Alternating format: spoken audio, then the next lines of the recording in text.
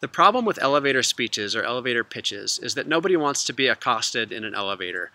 And I'll explain what I mean. An elevator speech or pitch, that term comes from the idea that if you were to get in an elevator with somebody important in your field or somebody you would want to make a call to action to, the idea is you should be able to make 30 seconds to a minute pitch to them, and in that time be able to basically convince them of something or bring them to a cause in that short amount of time. And what I'd like to say to you today is there's a problem with that. The problem is that if we practice elevator speeches as if we're going to use them in that way, it primes our brain to believe that the first 30 seconds of meeting somebody is the only 30 seconds we're going to get.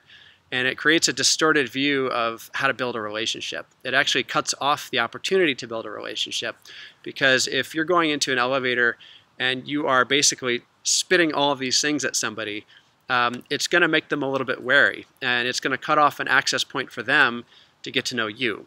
So what I would encourage instead is to take time to listen, take time to learn before you have that encounter. See what you can learn about that person's business, that person's background, so that you can ask some insightful questions, show that you've done some research, and start to build a relationship. The funny analogy here is if you were to do an elevator pitch on a first date, you would not get a second date. It's sort of like going in and asking somebody to marry you right away. The person's going to run, right? So take some time, get to know the person.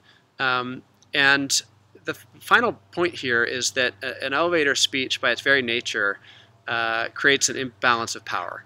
So if you're feeling like you need to pitch something to someone, you are basically saying that person has all the power within this particular context, and I have no power. And I have to convince them to give me some of the power.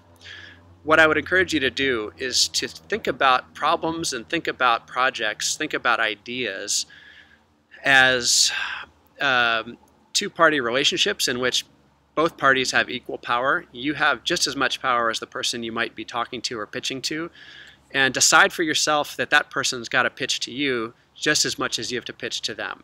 Because if you're watching this video, I'm sure that you do have valuable ideas, you are doing valuable work, you are a passionate, engaged person, and I want you to recognize that for yourself so that when you go in and you start those relationships, you aren't basically at a point of begging and giving up all the power, the implicit power to the other party.